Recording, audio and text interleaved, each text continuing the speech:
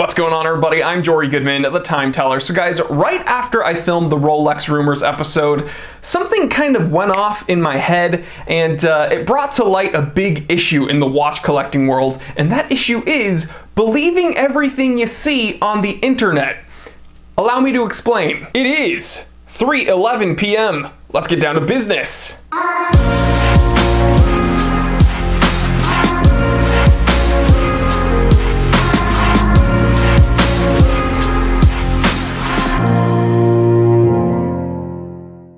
Okay, so when I say you shouldn't believe everything you see on the internet, it's kind of an obvious statement, probably makes you chuckle a little bit, but hear me out. Common sense is not so common these days. You can literally Google anything and find it. For instance, purple monkey with green hair. Okay, so that is actually Jeff Dunham's puppet character, Peanut. Let's try it again. Skateboard time machine. And that is a Portuguese skateboard company. Wow, again, we're gonna go real far out there right now. Pickle gloves. Oh, that kind of sounds sexual now that I say that. But they exist online. Crazy. So okay, we've had some fun. What does this have to do with watch collecting? Well, simply put, just because you Google a watch and you find a picture of it online doesn't actually mean it's authentically real. So during that Rolex Rumors episode, when I was talking to my editor Gato, we had to look up a rendering of that green ceramic Daytona. We had to find renderings of a white dial Explorer 1. Those watches don't really exist, guys. But again, when Gato and I were talking, finding images for that episode, we realized, oh my gosh, there are actually people online selling inauthentic watches, you know, white dial Explorers, replica things, fakes. And again, if you Google one of these watches because you're interested or you want to see if it exists and you find an image of it and you find some place to buy it, it doesn't mean that it's a real authentic watch. And I can see a lot of people getting themselves into trouble. And I have a few examples, okay? So I did find a few replica white dial Explorers. Again, that watch is not real, but a big one that I've seen a lot is a red Submariner. Okay, so you hear a lot of watch people talk about this very sought after red sub or the double red Sea Dweller, and unfortunately people that aren't knowledgeable about this topic, or people that are just kind of getting into watch collecting, they think it means like a literal red Submariner, like red bezel, red dial. Never existed. Red sub and double red Sea Dweller has to do with the text on the dial, has to do with the little splash of red on the font. But again, you Google red Submariner or red Rolex Submariner, you're going to find fake red dial, red bezel Submariners. Not real. Another really common one that I hear people asking me about is white Submariner. Okay, you know, when people say red sub or double red Sea Dweller, those things actually exist as far as like the name.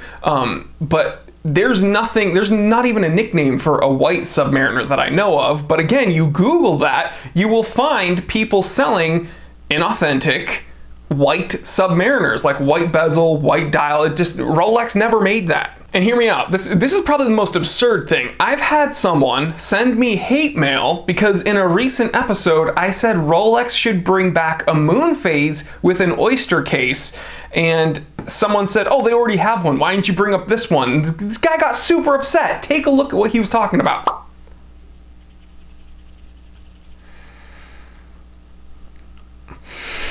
If you're gonna get mad at me, know what the f you're talking about first.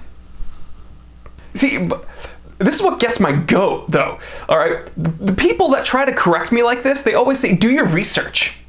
Oh, you want to talk about a moon phase oyster case that they should have brought back? Do your research. There already is one. No, there isn't. That's not real. Don't tell me to do my research. 9 times out of 10, when these people go out of their way to be like mean to me and try to correct me on something, and believe me, there's a whole lot of stuff I say that needs to be corrected. I am far from perfect, all right? But 9 times out of 10, when someone's a jerk about it, they always have to add, do your research. They're often wrong. So again, if you step to the king, you better come correct. So this is going to be kind of a short rant here, guys, because I've pretty much said all I need to say. Just because there's an image of it online doesn't mean that it actually authentically exists. And unfortunately, this is typically, you know, it's very prominent when we're talking about Rolexes, because I think Rolex is an easy company to, I don't know, the brand equity. Again, it's this magnetism thanks to this huge brand equity Rolex has. But you see it with Panerai.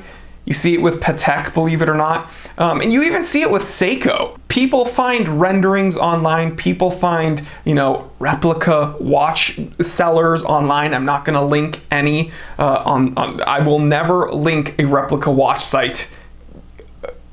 The Time Teller brand, whatever you want to call it, if you hear people trying to like sell replica anything, it is not from me. The reason I have to bring up that disclaimer is because if you recall, I think it was last year, maybe a couple years ago at this point, someone was using my likeness and selling fake, like knowingly selling fake Rolexes. And yeah, definitely not me. And super duper sketchy. So when I show you these Rolexes, again, that is just speculation at this point. Those watches do not exist, so please don't find them online. Find an image of them and give someone your money for them, because those are fake watches. All right, this was a nice rant. It wasn't super duper negative. This was just meant to be educational. In fact, I'm going to put this in the T3 watch rant playlist. I'm also going to put this in the episode for new collectors playlist. Again, if you are kind of new to the watch world and you want to get your feet wet, you want to be pointed or steered in the right direction, please click up here and watch that playlist, episodes for new collectors, because it's a whole bunch of really, I would say great information. Obviously, I'm biased because I'm the one giving the information, but it's information that I wish I had when I first started collecting. So please just binge watch that playlist and it should help you out. But again, guys, leave me a comment. Let me know what you think. If you have something to add, please do leave it in the comment section, because when you comment, not only does it help my channel, but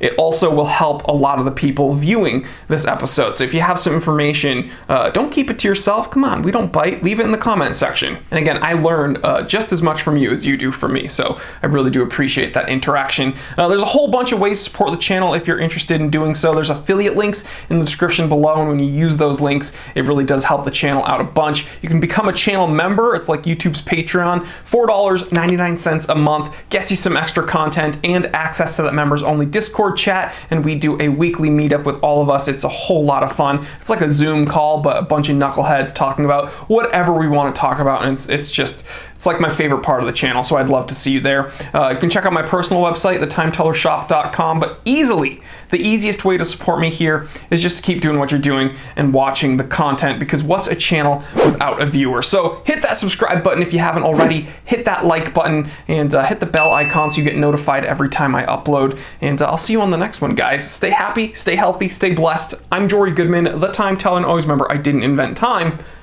I just tell it.